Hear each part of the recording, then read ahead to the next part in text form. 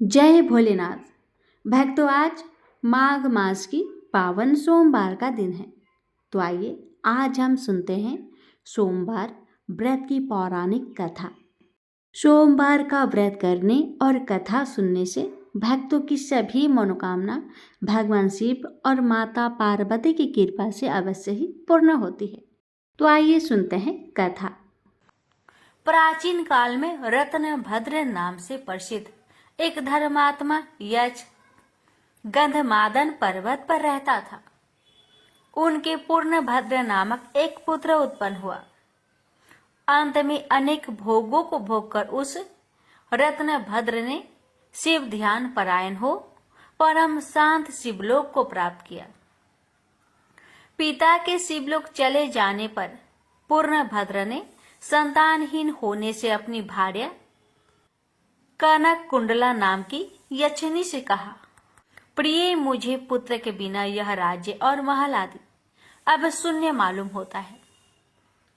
कनक कुंडला बोली, प्राणनाथ, आप ज्ञानवान होकर भी पुत्र के लिए खेद क्यों करते हैं? यदि यही इच्छा है तो पुत्र मिलने का उपाय कीजिए। इस जगत में उद्यमी लोगों को क्या दुर्लभ है।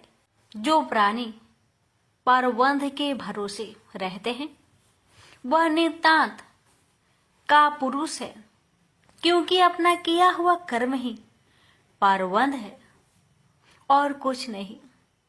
इस कारण प्रतिकूल प्रावंध को शांत करने के लिए समस्त कारणों के भी कारण रूप भगवान शिव की शरण में जाना चाहिए। यदि आप सर्वश्रेष्ठ पुत्र है तो भगवान शिव की शरण ग्रहण कीजिए। अपनी पत्नी की बात सुनकर यशराज ने गीत वाद्य से भगवान शिव का पूजन कर पुत्र की अभिलाषा पूर्ण की। उसका नाम हरिकेश पड़ा। पुत्र उत्पन्न होने की प्रसन्नता से उसने अनेक दान पुण्य किए। जब हरिकेश 8 वर्ष का हुआ तभी से वह खेल धूली बालू का शिवलिंग बनाकर त्रिनादि ध्रुवा से उनका पूजन करता और अपने साथियों को शिव नाम से ही पुकारता था। वह रात दिन हे चंद्रशेखर, हे भूतेश, हे मृत्युंजय, हे नीलकंठ आदि पवित्र नामों का उच्चारण करता और मित्रों को प्रेम करता हुआ बार बार इन्हीं नामों से पुकारता रहता था। उसके कान नाम के अतिरिक्त अन्य किसी को ग्रहण नहीं करते थे। वह शिव मंदिर को छोड़कर किसी अन्य जगह नहीं चाहता। उसके नेत्र शिव के अतिरिक्त और कुछ देखने की इच्छा नहीं रखते थे। वह सपना में भी भगवान शिव को ही देखा करता था। हरिकेश की यह दशा देखकर उसके पिता ने उसे गृह कार्य में लगाने की अनेक चेष्टाएं की, किंतु उस पर कुछ भी असर नहीं हुआ। अंत में हरिकेश घर से निकल गया। कुछ दूर जाकर उसे भ्रम हो गया और वह मन ही मन कहने लगा, हे शंकर, कहाँ जाऊं? कहाँ रहने से मेरा कल्याण होगा? यह सोचकर उसने अपने मन में विचार किया कि जिसकी कहीं ठिकाना नहीं है उसका काशीपुरी ही आधार है। इस प्रकार निश्चय कर वह काशीपुरी को गया, जिस अभिमुक्त क्षेत्र में पंच भौतिक देह त्याग कर प्राणों का शिव की प्रसन्नता से फिर देह से संबंध नहीं रहता, उस आनंद वन में जाकर तप करने लगा। कुछ समय बाद भगवान शिव ने पार्वती को अपना बिहार वन दिखाया। वह अनेक सुगंध युक्त पल्लवों से शोभित था। शिव बोले, हे देवी, जैसे तुम मुझको बहुत प्रिय हो वैसे ही यह आनंद वन भी मुझे परम प्रिय है। मेरे अनुग्रह से इस आनंद वन में मैं मरे हुए को जन्म मरण का बंधन नहीं होता, अर्थात वह फिर संसार में जन्म नहीं लेता। पुण्य आत्मा के कर्म बीज विश्वनाथ की प्रज्वलित अग्नि में जल जाते हैं, उसी से फिर वे गर्भाशय में नहीं आते। काशीवासी लोगों के देहांत समय में मैं ही तारक ब्रह्म ज्ञान का उपदेश देता हूँ, जिससे वे उसी क्षण मुक्त हो जाते हैं। कलयुग में विश्वनाथ देव का दर्शन पूजन काशीपुरी, भागीरथी, गंगा आदि का सेवन तथा सतपात्र को दान विशेष फलदायक होता है।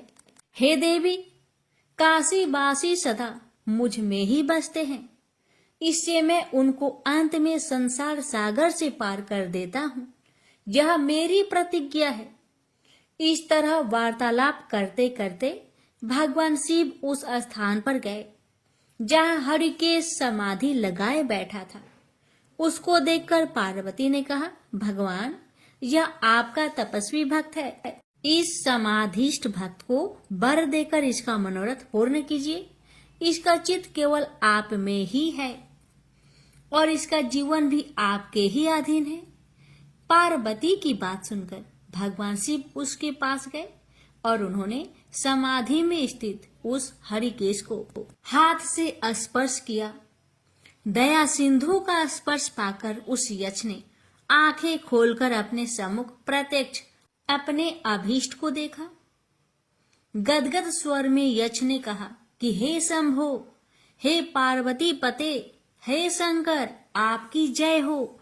आपके कर कमलों का स्पर्श पाकर मेरा यह शरीर अमृत रूप हो गया। इस प्रकार प्रिय वचन सुनकर भगवान शिव बोले, हे यक्ष, तुम इसी क्षण मेरे वर से मेरे क्षेत्र के दंडनायक हो जाओ। आज से तुम दुष्टों के दंडदायक और पुण्यवानों के सहायक बनो और डंडा पानी नाम से विख्यात होकर सब उद्भट गणों का नियंत्रण करो।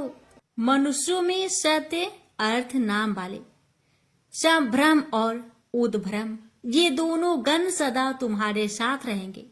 तुम काशीवासी जनों के अन्नदाता, प्राणदाता, ज्ञानदाता हो और मेरे मुख से निकले तारक मंत्र के उपदेश से मोक्षदाता होकर नियमित रूप से काशी में निवास करो। भगवान शिव की कृपा से वही हरिकेश यक्ष काशी में दंड पानी के रूप में स्थित हो गया और भक्तों के कल्याण में लग गया। प्रेम से बोलिए हर हर महादेव। एक समय तरह तरह के फूल फल और सुंदर जड़ी बूटियों से शोभ्यमान कैलाश पर्वत पर विराजमान श्री भगवान शंकर जी से श्री पार्वती जी बोली कि हे जगत के स्वामी, आज मन बहलाव के वास्ते आप और मैं चौपर खेले। शंकर जी ने कहा कि चौपर के खेल में बेईमानी बहुत होती है और हार जीत का पता नहीं पड़ता है, इसलिए कोई तीसरा आदमी होना चाहिए जो ईमानदारी से फैसला कर सके। महादेव जी के इतना कहते ही पार्वती जी ने अपनी माया से वहां एक बालक बनाकर बैठा दिया तथा महादेव जी ने अपने मंत्र के बल से उसमें जान डाल दी। महादेव जी ने उस बालक का नाम अंगद रखा तथा बालक को आदेश दिया कि तुम हम दोनों की हार जीत को बताते रहना। ऐसा कहकर महादेव जी ने चौसर का पासा चलाया और अंगद से पूछा कि बताओ कौन जीता और कौन हारा। तब अंगद ने उत्तर दिया कि महादेव जी आप जीते और पार्वती जी हारी। इसके बाद महादेव जी ने फिर पासा फेंका और अंगद से पूछा इस बार कौन जीता और कौन हारा। इस बार भी अंगद ने वही जवाब दिया कि महादेव जी जीते और पार्वती जी हारी। इसी प्रकार तीसरी बार भी पासा चलाकर महादेव जी ने अंगद से पूछा कि तो इस बार महादेव जी हार गए थे, परंतु अंगद ने विचार किया कि यदि मैं महादेव जी को हारा हुआ बताऊंगा तो वे मुझे श्राप दे देंगे। ऐसा सोचकर अंगद ने फिर वही पुराना रटा रटाया उत्तर दे दिया कि महादेव जी जीते और पार्वती जी हारे।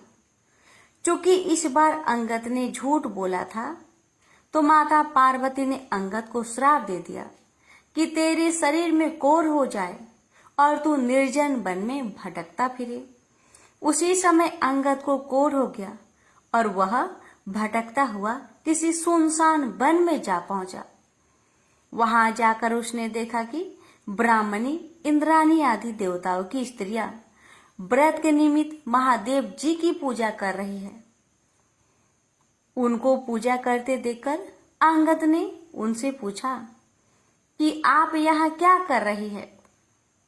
तब उन देवियों ने अंगद को बताया कि हम तो मानसा बाचा नाम से प्रसिद्ध महादेव जी की पूजा कर रहे हैं, यानी कि अपने मन तथा वाणी को बस में करके, अर्थात सभी जगह से मन हटाकर और शिव पार्वती में ही अपना मन लगाकर पूजा कर रहे हैं। इसलिए इस व्रत का नाम भी मनसा बाचा व्रत रखा गया है। इसके पश्चात उस बालक अंगद ने पूछा कि इस व्रत के करने से क्या फल होता है। अब उन देवियों ने उत्तर दिया कि इस व्रत को करने से सारी मनोकामनाएं पूर्ण हो जाती है। तब अंगद ने कहा कि मैं भी इस व्रत को करना चाहता हूं, यदि आप इसकी विधि मुझे बता सके तो आपकी बड़ी कृपा होगी।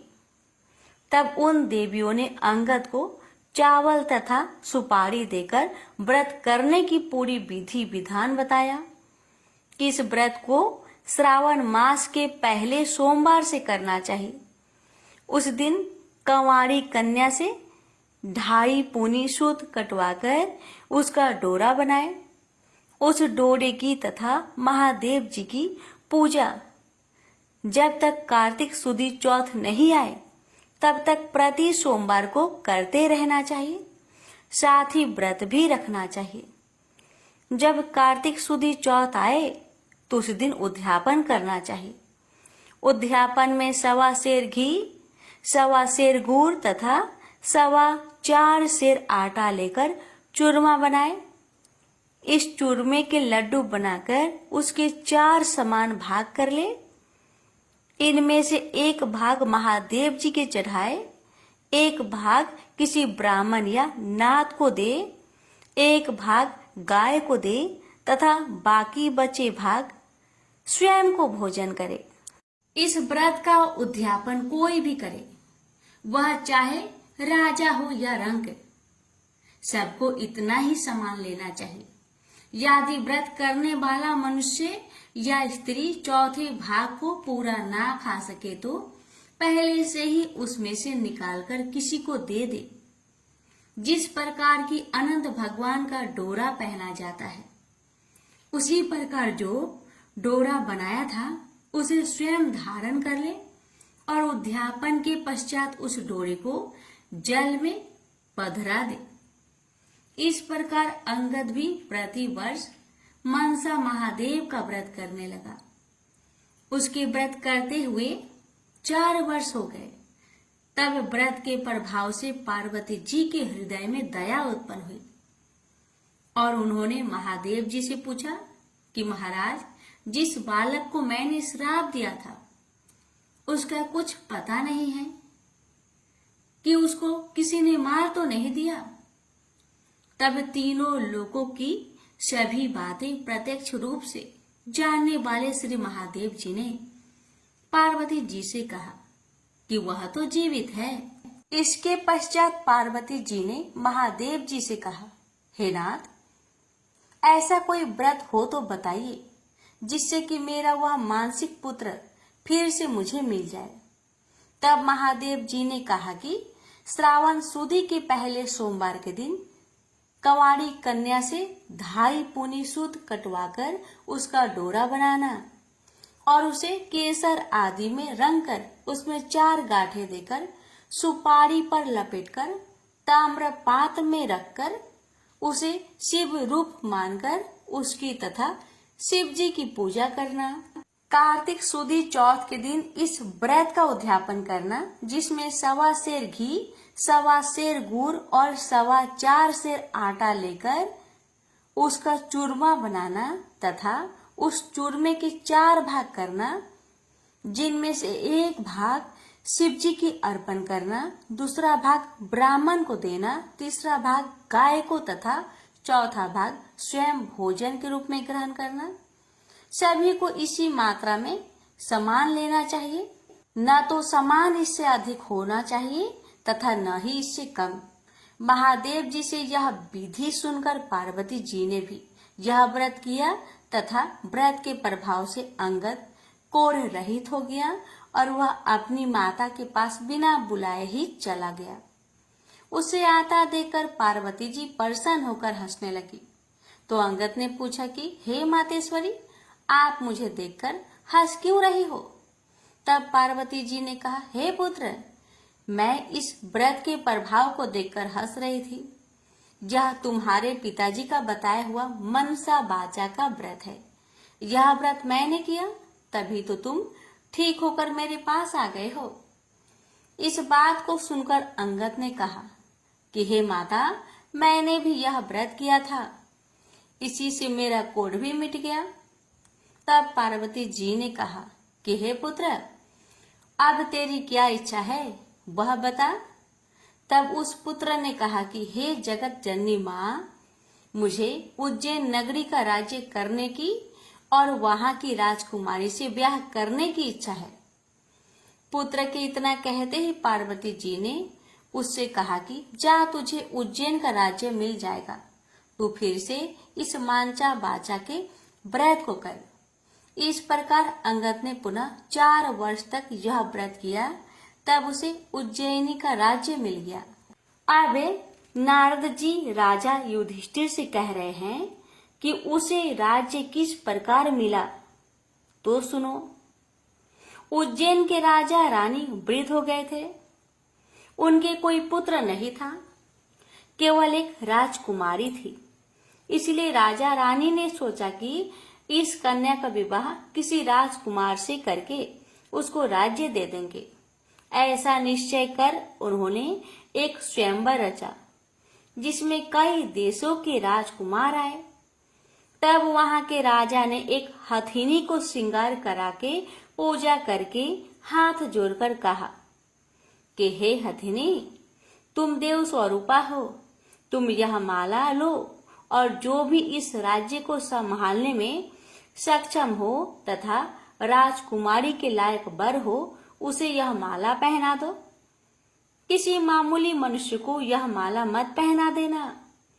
पार्वती जी का पुत्र अंगद भी देवलोक से उज्जैन नगरी पहुंचा, तो वह भी स्वयंवर देखने के लिए राजा के वहां चला गया। हथनी ने उसे देखकर उसके ही गले में माला डाल दी। यह सब देखकर स्वयंवर में आए लोगों ने कहा कि ये तो हथनी की भूल है, क्योंकि यह बालक कोई राजकुमार नहीं है। ऐसा कहकर उन लोगों ने उस लड़के को दूर हटा दिया और पुनः वह माला हथिनी को दे दी और उससे प्रार्थना की कि हे माता, जो इस राज्य के लायक हो उसको ही माला पहनाना। परंतु दूसरी बार भी हथनी ने उस बालक के पास जाकर उसी के गले में माला डाल दी। जहाँ सब देखकर वहां उपस्थित लोग कहने लगे कि हथनी ने हठ पकड़ ली है। इतना कहकर उन्होंने उस बालक को मार पीट कर दरवाजे से बाहर निकाल दिया एवं पुनः हथिनी पर गणपति की मूर्ति स्थापित करके वही प्रार्थना की। वह हथिनी देवरूपी थी, इसलिए वह दरवाजे के बाहर निकली और उस बालक को ढूंढकर तीसरी बार भी उसी के गले में माला डाल दी। तब राजा ने नगर सेठ को बुलाकर कहा कि तुम इस बालक को यहाँ से ले जाओ और बारात सजाकर इसे हमारे यहाँ ले आओ। राजा की आज्ञा मानकर सेठ अंगद को वहां से ले गया। इतनी देर में राजा ने भी पंडित को बुलाकर लगन का दिन निश्चय करवाया और अपनी कन्या का विवाह उस बालक के साथ कर दिया।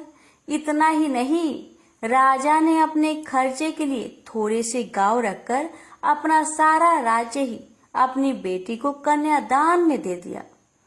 विवाह के पश्चात अंगद और राजकुमारी महल में गए।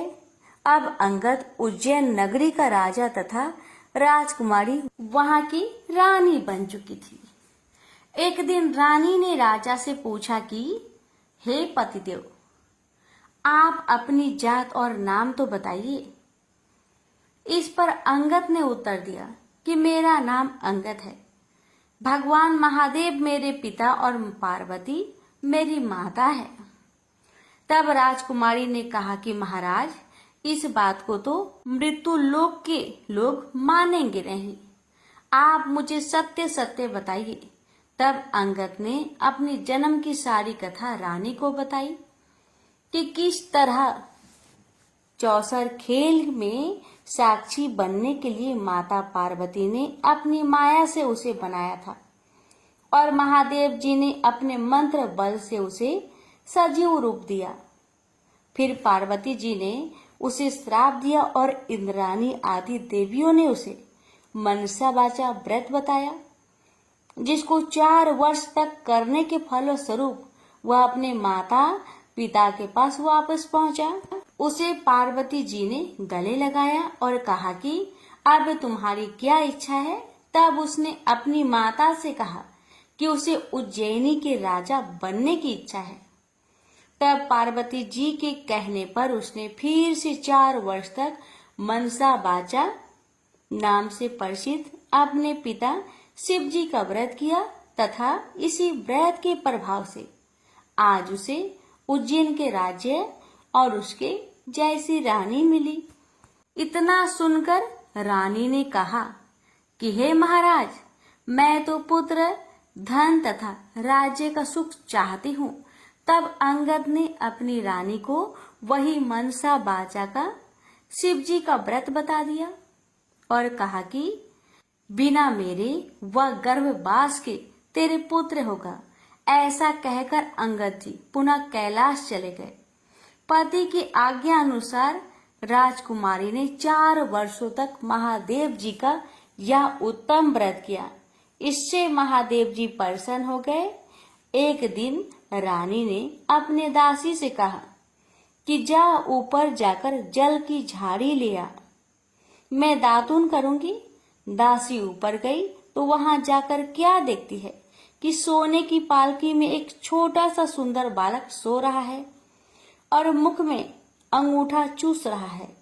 दासी ने रानी को जाकर जब यह बात बताई तो रानी ने तुरंत जाकर बालक को अपनी गोद में उठा लिया और भगवान शंकर जी से प्रार्थना की कि हे प्रभु, यदि आपने मुझे यह बालक दिया है तो मेरे स्तनों में से दूध की धारा भी निकलनी चाहिए।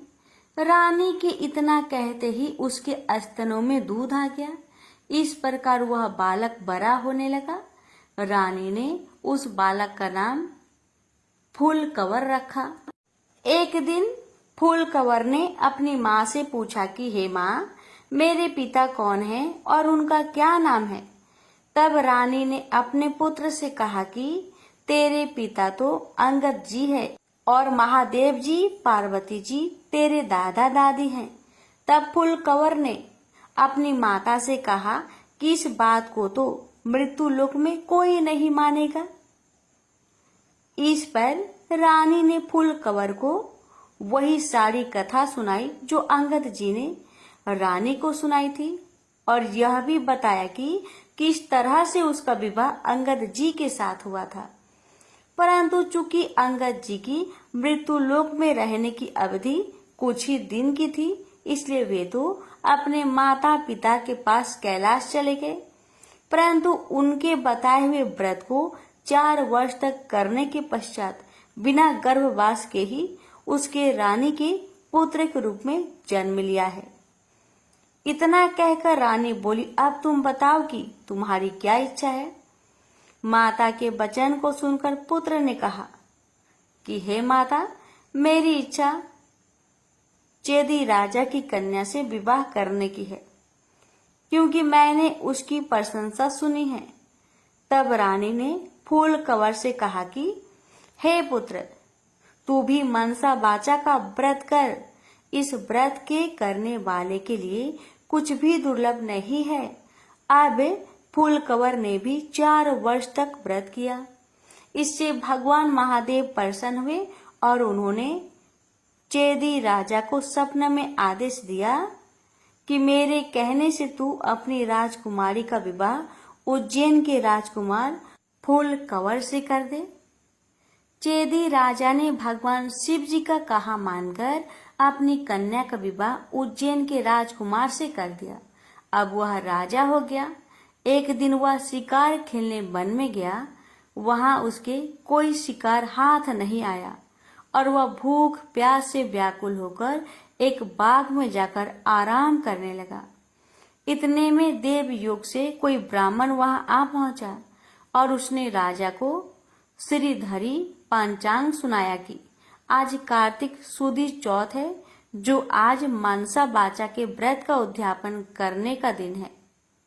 इतना सुनते ही राजा ने ब्राह्मण से कहा कि महाराज, मुझसे तो भूल हो गई, आप हमें अब पूजन करा दे। ब्राह्मण ने पूजा के लिए शहर में रानी को खबर भेजी कि राजा साहब शिकार के लिए यहाँ वन में ठहरे हुए हैं और चूंकि आज कार्तिक सुदी चौथ का उद्यापन करना है, इसलिए 4.25 सेर आटा, 1.25 सेर घी, 1.25 सेर गुड़ का चूरमा बनवाकर मंगवाया है। इस पर रानी ने सोचा कि फौज के कई आदमी भी राजा जी के साथ है, इसलिए इतने से चूरमे से क्या होगा। इसलिए रानी ने गाड़ी भरकर चूरमा भेज दिया, जो कि नियम विरुद्ध था। इतना अधिक प्रसाद होने से महादेव जी क्रोध हो गए और उन्होंने कोप करके राजा को स्वप्न में कहा कि तुम अपनी रानी को निकाल दो, नहीं तो मैं तुम्हारा सारा राज्य नष्ट कर दूंगा। राजा ने प्रमाण के अनुसार दोबारा चूरमा बनवाकर व्रत पूरा किया। महादेव जी के कथन के अनुसार राजा ने रानी को महल से निकलवा दिया। रानी किले से रवाना होकर कुछ दूर चली ही थी कि उन्हें राजा के दीवान मिले। दीवान जी ने रानी से पूछा कि रानी साहिबा, आप कहाँ पधार रही हो? तब रानी ने पूरी बात बता दी। तब दीवान जी ने कहा कि मैं राजा जी को समझाकर राजी कर लूंगा, तब तक आप मेरी हवेली में पधारे। परंतु जैसे ही रानी दीवान जी की हवेली में पहुंची कि दीवान अंधा हो गया। तब दीवान ने हाथ जोड़कर कहा कि रानी जी, आप यहाँ से पधारो। रानी वहां से रवाना होकर आगे बढ़ी तो उन्हें नगर सेठ मिल गया। उसने भी यही कहा कि वह राजा साहेब को 1-2 दिन में मना लेंगे, तब तक आप हमारे घर पर ही विराजे। रानी नगर सेठ के घर गई तो सेठ की हड्डियां चलने से बंद हो गई और कई उपद्रव होने लगे। अब सेठ ने भी हाथ जोड़कर कहा कि रानी जी, आप यहाँ से पधारे। रानी वहां से आगे गई तो उसे राजा जी का कुम्हार मिला। कुम्हार को रानी पर दया आ गई। वह रानी को अपने घर ले गया, पर जैसे ही कुम्हार के घर पर रानी पहुंची ही कि उसका नियाव फूट गया, जिससे सारे बर्तन फूट गए और कुम्हार भी अंधा हो गया। तब कुम्हार ने भी रानी से उसके घर से निकल जाने की प्रार्थना की। आगे जाने पर एक माली मिला और माली ने रानी से पूछा कि आप कहाँ पधार रही हो? तो रानी ने कहा कि राजा साहेब ने मुझे देश निकाला दिया है। इस पर माली को रानी पर दया आ गई और वह रानी को अपने बाग में ले गया और उसने रानी से कहा कि जब तक राजा जी का क्रोध मिटे तब तक आप यहाँ बाग में ही रहो। परंतु रानी के बाग में जाते ही बाग के सारे पेड़ पौधे सूखकर जलने लगे। कुआरियों का पानी भी सूखने लगा। इतना ही नहीं, माली को भी कम दिखने लगा। तब माली ने भी रानी से वहां से चले जाने की विनती की। रानी वहां से निकलकर विचार करने लगी कि मुझसे ऐसा क्या पाप हो गया है कि मैं जहां भी जाती हूँ वहां अनर्थ होने लगता है। ऐसा सोचते सोचते रानी ने देखा कि आगे 2 रास्ते हैं। किसी व्यक्ति से पूछने पर रानी को मालूम हुआ कि एक रास्ता तो 6 महीने का है, जबकि दूसरा केवल 3 दिन का। रानी 3 दिन वाले रास्ते पर चलने लगी। आगे जाने पर उसे शिप्रा नदी मिली। रानी ने दुख के मारे उसमें कूदकर आत्महत्या करनी चाहिए, परंतु जैसे ही वह नदी में कूदी तो नदी सूख गई। वह और आगे चली तो एक पर्वत आया। रानी ने सोचा कि इस पर चढ़कर नीचे कूदकर अपनी जान दे दे। यह सोचकर वह पर्वत पर चढ़ी और जैसे ही नीचे कूदने लगी कि पर्वत जमीन के बराबर हो गया। आगे जाने पर रानी को एक सिंह दिखाई दिया। इस पर रानी ने सोचा कि इस सिंह यानी शेर को मैं अगर छेड़ूं तो शायद यह मुझे खा जाए। यह सोचकर उसने सिंह पर हाथ फेरा तो सिंह पत्थर का हो गया। आगे जाने पर रानी को बड़ा भारी अजगर सांप दिखाई दिया। इस पर रानी ने मरने के लिए उस बड़े सांप को छेड़ा तो सांप रस्सी बन गया। अब रानी थक हार कर और आगे चली तो क्या देखती है कि वहां एक बड़ा भारी पीपल का वृक्ष है। उसी वृक्ष के पास एक सुंदर कुआं और एक मंदिर बना हुआ है।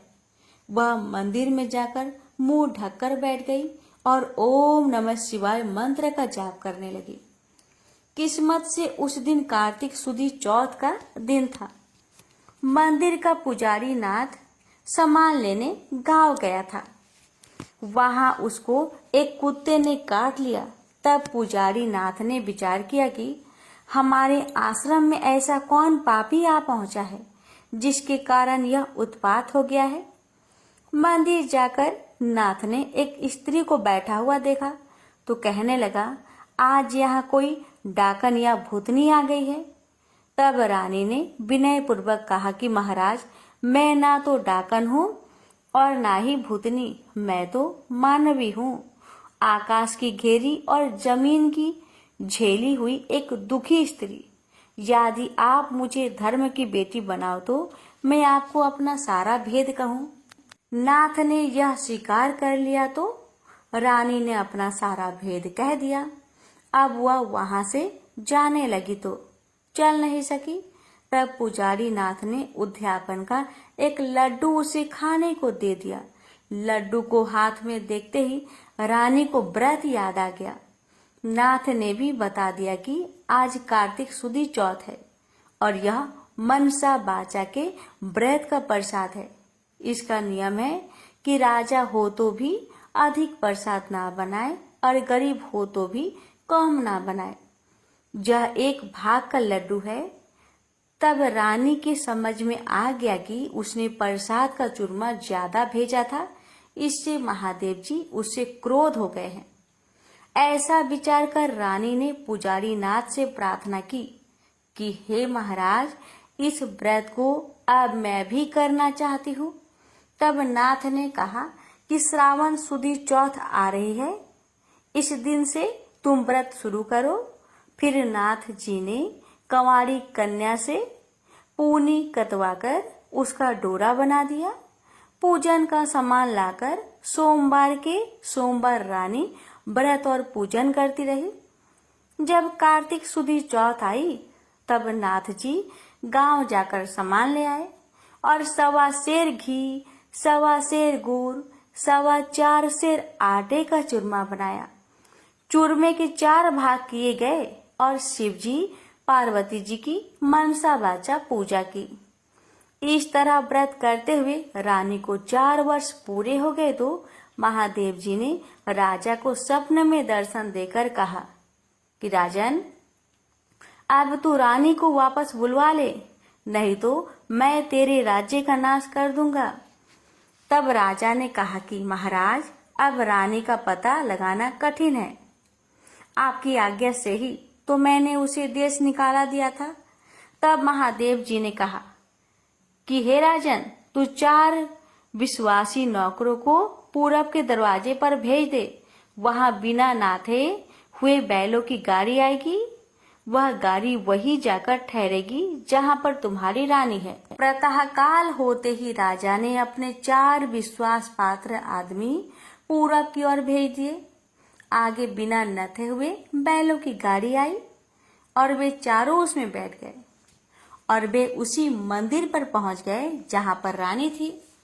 रानी को पहचान कर सेवकों ने कहा कि हे रानी जी, अब आप पधारिए, राजा साहब ने आपको बुलाया है और इसी कार्य के लिए हमको यहाँ भेजा है।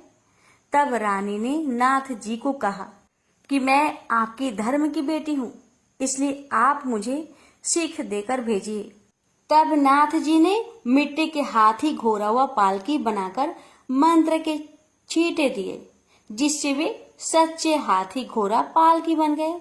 रानी ने नाथ जी से फिर कहा कि हे पिताजी, आते समय रास्ते में मेरे रहने से कई जीवों का नुकसान हो गया था, तो उनका भी उद्धार हो जाना चाहिए, नहीं तो यह पाप भी मुझको ही लगेगा।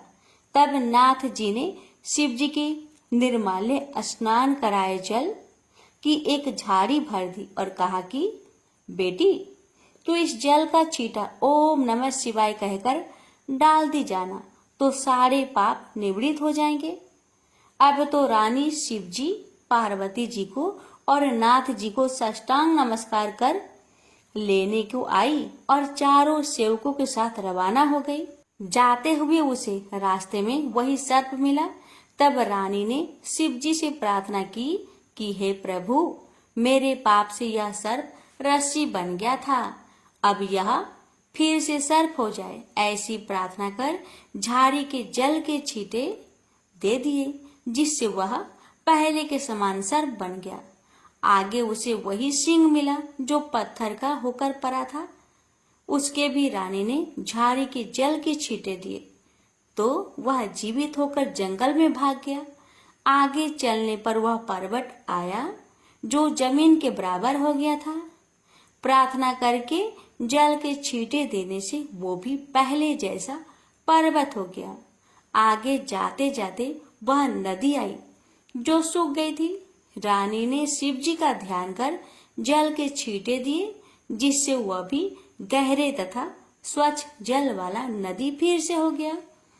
अब रानी जी ने पालकी, हाथी घोड़े तो किले में भेज दिए और वह खुद उसी बाग में गई जो पहले सूख गया था। बागवान ने कहा कि रानी जी, आप फिर क्यों आ रही हो? पहले ही आपके आने से यह बाग उजड़ गया था। पर रानी के समझाने पर माली ने फाटक खोला। रानी के बाग में जाकर शिव जी का ध्यान कर झाड़ी के जल के छींटे दिए, जिससे वह पहले से भी अच्छा हरा भरा बगीचा हो गया। वहां कई कोयल बोलने लगी, नाना प्रकार के फल फूल दिखाई देने लगे और कुओं में लबालब जल भर गया। फिर रानी जी उसी कुम्हार के घर गई तो कुम्हार की आंखें खुल गई और जल के छींटे देने से न्याव के बर्तन सोने चांदी के बन गए। कुम्हार ने कहा कि रानी जी, ये सोने के बर्तन हमारे पास कौन रहने देगा? तब रानी जी ने कहा कि इसमें से 4 बर्तन राजा को भेंट कर देना। इसी प्रकार रानी नगर सेठ के घर गई तो उसकी हड्डियां सिरकने लगी और उसे व्यापार में लाभ होने लगा। तब नगर सेठ ने कहा कि अने दाताजी, आपके पधारने से हमारी यह रिद्धि सिद्धि हुई है। इस खुशी में मैं सारी नगरी को जिमाना चाहता हूँ। सारी नगरी में ढिंढोरा पिटवा दिया गया कि कल किसी के घर में धुआं ना निकले। यदि किसी ने चूल्हा जलाया तो वह दंड का भागीदार होगा। आगे जैसे ही रानी दीवान जी के यहाँ पहुंची तो दीवान जी की आंखें खुल गई, सब आनंद हो गया। अब रानी साहिबा अपने किले में पधारी। राजा जी ने उनका अच्छा स्वागत किया। नगर सेठ ने सारे नगर को जिमाया और किले में जाकर रानी जी से अर्ज की कि अन्नदाता जी, अब आप भी पधार कर भोजन ग्रहण कीजिए। इस पर रानी ने कहा कि मेरे तो आज कार्तिक सुदी चौथ का उजरना है, जो किसी भूखे आदमी को जिमाकर जिमूंगी। सारे नगर के लोग तो नगर सेठ के यहाँ जिम आए। नगर में अब कोई भी भूखा व्यक्ति नहीं मिला। ढूंढते ढूंढते रानी के सेवक धोबी घाट पहुंचे तो वहां पर एक अंधी बहरी कोढ़ीन धोबन परी मिली। रानी जी की आज्ञा से उसे महल में बुलाया गया। रानी जी ने उसे स्नान करवाया। स्नान कराते ही उसका सारा कोढ़ मिट गया और कथा सुनाते ही उसके लिए स्वर्ग से विमान आ गया। बूढ़ी धोबन की कथा सुनने व प्रसाद लेने मात्र से ही वह सदा के लिए बैकुंठ चली गई। राजा रानी भी हर साल मनसा बाचा का व्रत करते रहे। वे संसार के सब प्रकार के सुखों को भोगते रहे और पुत्र को राजगद्दी देकर अंतकाल में शिवलोक में गए। इस प्रकार मनसा बाचा भगवान शिव जी पार्वती जी के व्रत करने की भारी महिमा है। श्रावण सुदी सोम से कार्तिक सुदी चौथ तक का यह व्रत सब मनोवांछित फल को देने वाला है। इस मनसा बाचा के व्रत को करने वाले मनुष्य की सभी कामनाएं शिव जी महाराज पूर्ण कर देते हैं। पुत्र नहीं हो या होकर जीवित नहीं रहता हो तो इस व्रत के करने से स्त्री पुत्र का सुख अवश्य प्राप्त करती है। इसी प्रकार पुरुष को स्त्री का और स्त्री को पति का सुख सौभाग्य प्राप्त होता है। जिसकी कमाई धंधा ना हो तो इस व्रत के करने से शिव शंकर भगवान उसे जीविका प्रदान करते हैं। प्रेम से बोलिए जय भोले शंकर, जय पार्वती माता। हे भोलेनाथ, यदि कथा कहने या सुनाने में मुझसे मन वचन या कर्म से कोई त्रुटि हो गई हो तो हे त्रिपुरारी कृपया उसे क्षमा करें। मैंने अपने श्रद्धा और सामर्थ्य अनुसार आपकी व्रत कथा का वाचन किया है। यदि उच्चारण में, शुद्धता में या भावना में कोई कमी रह गई हो तो हे नीलकंठ उसे क्षमा करें। आपकी कृपा सदा मुझ पर बनी रहे और कथा सुनने वाले समस्त भक्तों पर भी आपकी असीम कृपा और आशीर्वाद बना रहे। उसके जीवन में सुख, शांति, आरोग्यता और शिव भक्ति बनी रहे। यही मेरी सच्चे हृदय से प्रार्थना है। हर हर महादेव। भक्तों, एक समय की बात है कि देव ऋषि नारद ने विषय वासनाओं पर विजय प्राप्त करने के लिए पर ब्रह्मा की कठोर साधना की। वे हिमालय पर्वत के एक निर्जन स्थान में जाकर समाधित हो गए और पर ब्रह्मा की आराधना करने लगे। उनको इस प्रकार कठोर साधना करते देख देवराज इंद्र भयभीत हो गए। उन्होंने इस विषय में देवगुरु बृहस्पति से परामर्श करने का विचार किया।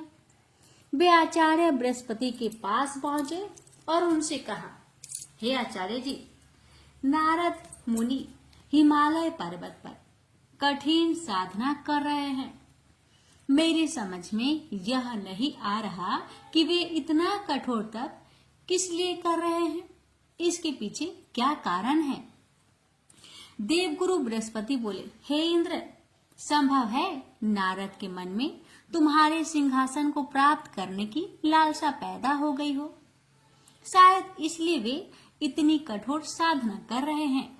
देवगुरु की बात सुनकर इंद्र और भी भयभीत हो गए। उन्होंने आचार्य बृहस्पति से पुनः पूछा, हे आचार्य, यदि ऐसा हुआ तो मेरे लिए यह बहुत भयंकर बात होगी।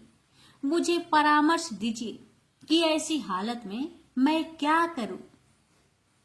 आचार्य बृहस्पति बोले, हे इंद्र, तुम तो देवों के राजा हो, सर्वशक्ति संपन्न हो, सामर्थ्यवान हो। मैं तुम्हें इस विषय में क्या परामर्श दे सकता हूँ। तुम स्वयं ही कोई उपाय सोच लो। हाँ, मुझे ही कोई न कोई उपाय सोचना पड़ेगा। कहते हुए इंद्र वहां से चले आए। अपने महल में पहुंचकर उन्होंने कामदेव को बुलाया और उनसे कहा, हे कामदेव, नारद हिमालय पर्वत पर निर्जन स्थान में बैठे बहुत कठोर तपस्या कर रहे हैं। मैं चाहता हूं कि तुम उनके पास जाओ और अपनी शक्ति के द्वारा जैसे भी हो उनकी तपस्या को भंग कर दो। इंद्र के आज्ञा पाकर कामदेव तत्काल उस स्थान की ओर बढ़ चले जहां नारद मुनि तपस्या कर रहे थे। कामदेव वहां पहुंचकर उन्होंने अपनी मायावी शक्ति का जाल बिछाया। उसके संकेत मात्र से उस बियावान क्षेत्र में बाहर आ गए। कुछ क्षण बीतते बीतते स्वर्ग लोक की एक अप्सरा प्रकट हुई और नारद के सामने मनोहारी नृत्य करने लगी। उसके घुंघरुओं की मधुर ध्वनि वातावरण में गूंजने लगी, लेकिन कामदेव का यह प्रयास व्यर्थ ही साबित हुआ। अप्सरा नृत्य करते करते थक गई, किंतु नारद मुनि का ध्यान नहीं टूटा। थक हार कर अप्सरा वापस लौट गई। तप पूरा होते ही नारद ने आंखें खोली। कामदेव ने सोचा, यदि नारद को बाद में यह बात पता लग गया कि मैंने उनकी तपस्या में विघ्न डालने की चेष्टा की है, तो वह मुझे श्राप दे देंगे। उचित यही है कि मैं स्वयं ही उन्हें सच्ची बात बता दूं।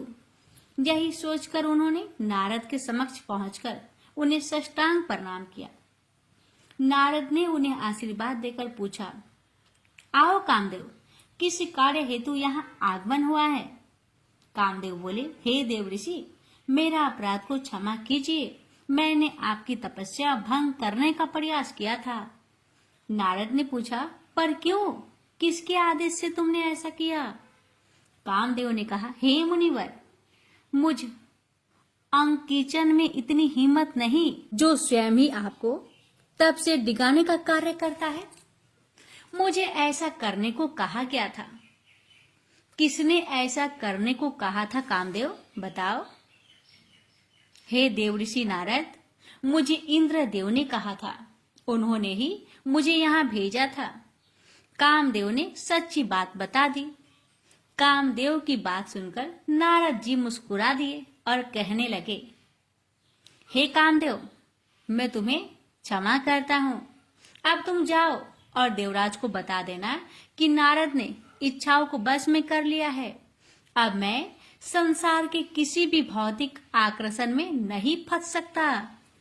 जान बची और लाखों पाए, कामदेव ने सोचा और जल्दी से वहां से चले गए।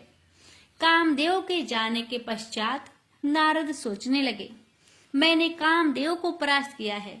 अब मेरा नाम भी भगवान शिव के समान हो गया, क्योंकि कामदेव को या तो शिव ने परास्त किया था या फिर अब मैंने।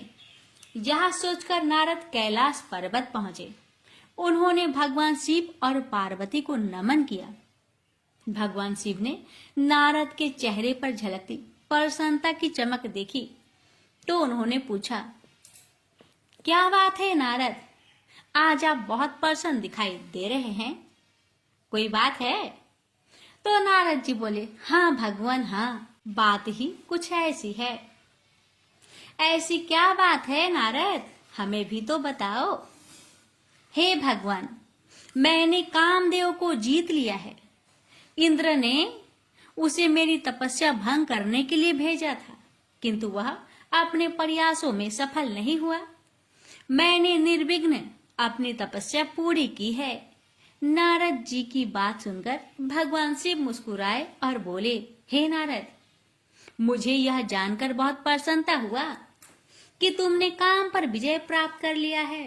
पर देखो, यह बात तुमने मुझे बता दी तो बता दी, और किसी देव को यह बात मत बताना। विशेषकर भगवान विष्णु को तो भूल कर भी यह बात मत बताना। लेकिन नारद को चैन कहाँ आए। यह बात बताने के लिए तो उनके पेट में मरोड़ मरोड़ हो रही थी। हे भक्तों, अतः भगवान शिव के परामर्श को उन्होंने नहीं माना और क्षीर सागर की ओर चल पड़े। रास्ते में उन्होंने सोचा, कामदेव पर मेरी विजय की खबर सुनकर शिव विशेष प्रसन्न नहीं हुए। शायद उन्हें मुझसे ईर्ष्या हो रही है, इसलिए वे भगवान विष्णु से यह बात न बताने को कह रहे थे। भला इतनी बड़ी सफलता की बात मैं भगवान विष्णु को क्यों न बताऊं? वे तो मुझसे बहुत स्नेह रखते हैं। काम पर मेरी विजय की बात सुनकर उन्हें तो मुझ पर बहुत गर्व होगा। ऐसे ही कुछ सोचते हुए वे क्षीर सागर में पहुंचे और भगवान विष्णु और माता लक्ष्मी के सामने पहुंचकर उन्हें प्रणाम किया। भगवान विष्णु बोले, आओ नारद, आओ, बहुत समय बाद तुम्हें देखकर बहुत प्रसन्नता हुई है। कहाँ रहे इतने दिनों तक?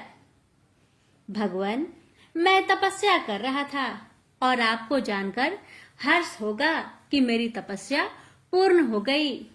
यद्यपि देवराज इंद्र ने कामदेव द्वारा मेरी तपस्या भंग करने की कोशिश की, किंतु कामदेव को भी मुझसे हार माननी पड़ी। अच्छा, क्या सचमुच? भगवान विष्णु ने कृत्रिम आश्चर्य व्यक्त की। हाँ प्रभु, हाँ, मैंने भी कामदेव पर विजय प्राप्त कर ली है। अब अकेले शिव ही नहीं है, कामदेव को जीतने वाले आपका यह भक्त भी सारे संसारिक प्रलोभन से परे हो गया है। भगवान विष्णु समझ गए कि नारद के मन में अभिमान पैदा हो गया, किंतु परकटः वे बोले, यह तो बहुत अच्छी बात है नारद, फिर भी तुम सदा सावधान रहना, कौन जाने कब क्या घटित हो जाए। फिर भगवान विष्णु से विदा लेकर नारद लौट पड़े। उनके मन में उत्साह के बजाय कुछ विक्षोभ सा था। उन्होंने सोचा, मेरी सफलता पर भगवान विष्णु भी बहुत प्रसन्न नहीं हुए। मैं कोई दुर्लभ व्यक्ति थोड़े न हूँ, फिर वे क्यों मुझे सावधान रहने की सीख दे रहे थे।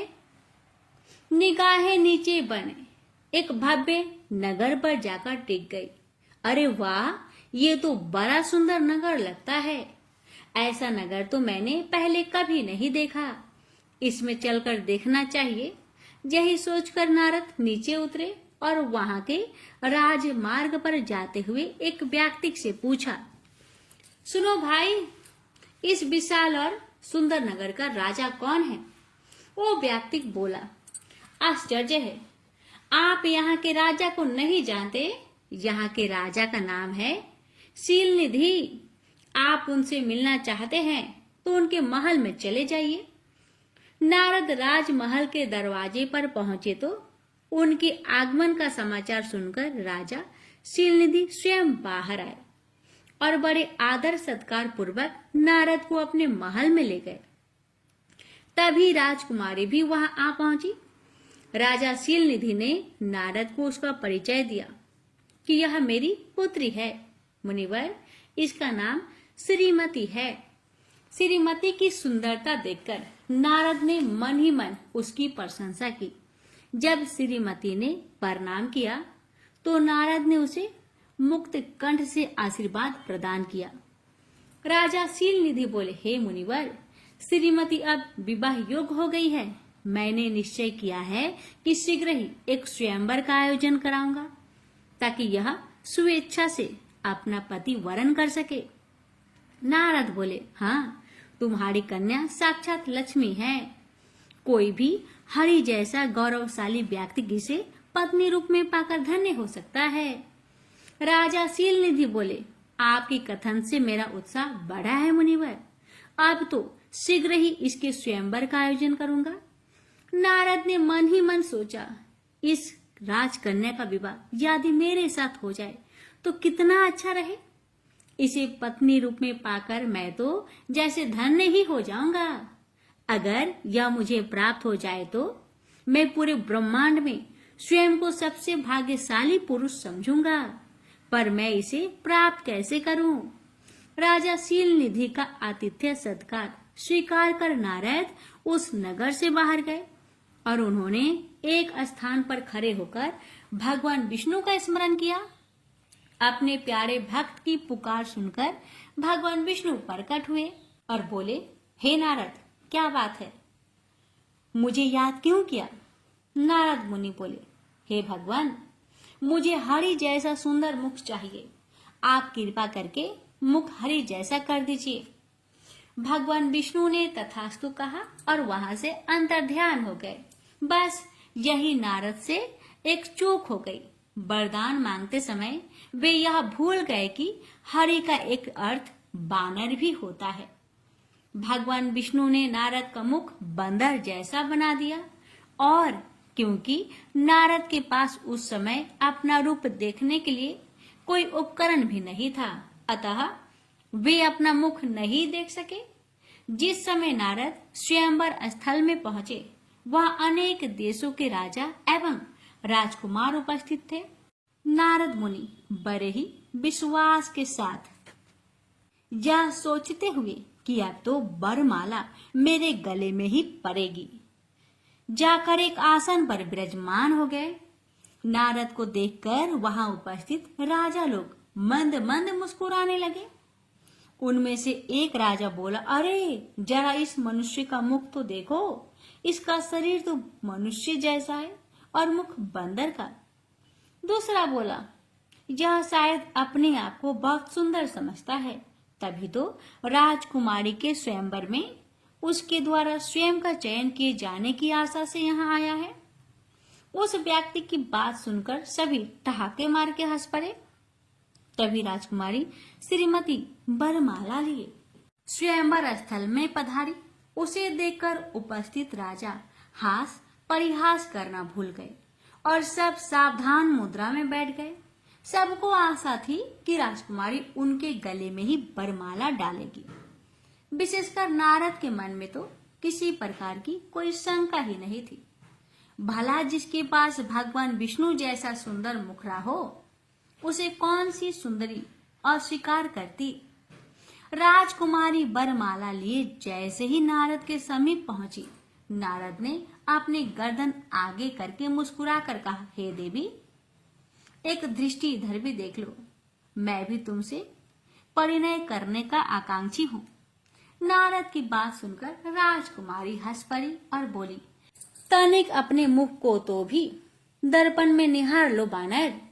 यह कहकर उसने एक व्यंग भरी दृष्टि नारद पर डाली और उपेक्षा से उनकी ओर देखकर अपना मुख दूसरी ओर मोड़ लिया।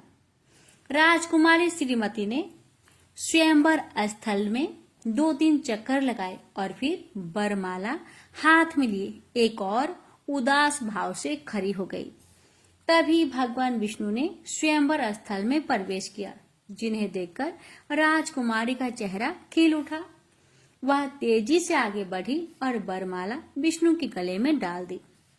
नारद ने जब यह दृश्य देखा तो वे ईर्ष्या से जल उठे।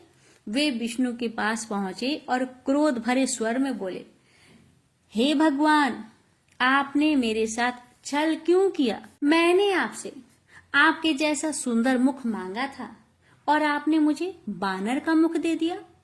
ऐसा धोखा मेरे साथ आपने क्यों किया? भगवान, यदि आपको स्वयं ही इस राजकुमारी से विवाह करना था तो मुझे पहले ही बता देते, मैं स्वयं ही इस प्रतियोगिता से बाहर हो जाता। अब श्री हरि ने नारद से कहा, हे नारद, मैंने तुम्हारे साथ किसी प्रकार का कोई छल नहीं किया। तुमने मुझसे हरि का मुख मांगा था, सो मैंने तुम्हें दे दिया। तुम तो संस्कृत के प्रकांड पंडित हो, फिर यह क्यों नहीं समझ सके कि हरि का अर्थ बानर भी होता है। अपनी गलती महसूस कर नारद के क्रोध में कुछ कमी आई। उन्होंने पूछा, अब क्या मेरा मुख जीवन भर इसी प्रकार का बना रहेगा भगवान? भगवान विष्णु बोले, नहीं, बस तुम थोड़ी देर के लिए अपनी आंखें बंद कर लो। नारद ने अपनी आंखें बंद कर ली। भगवान विष्णु पुनः बोले, अब अपनी आंखें खोलो और देखो कि सच क्या है। नारद ने अपनी आंखें खोली, इधर उधर दृष्टि घुमाई। अब वहां न राजा शील निधि था, न उसका कोई महल, न स्वयंवर, और न स्वयंवर में भाग लेने वाले आए प्रतियोगी।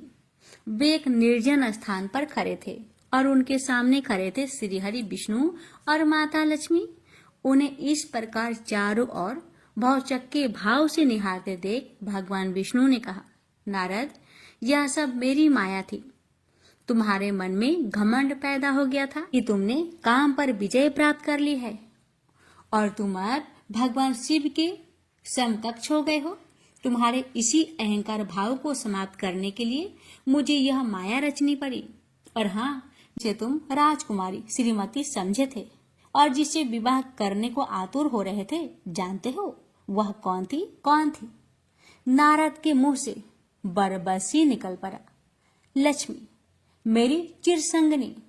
लक्ष्मी की ओर संकेत करते हुए भगवान ने कहा, तुम जिसे माता लक्ष्मी कहकर बुलाते हो, वही लक्ष्मी राजकुमारी श्रीमती थी। यह सुनकर नारद का चेहरा शर्म से झुक गया।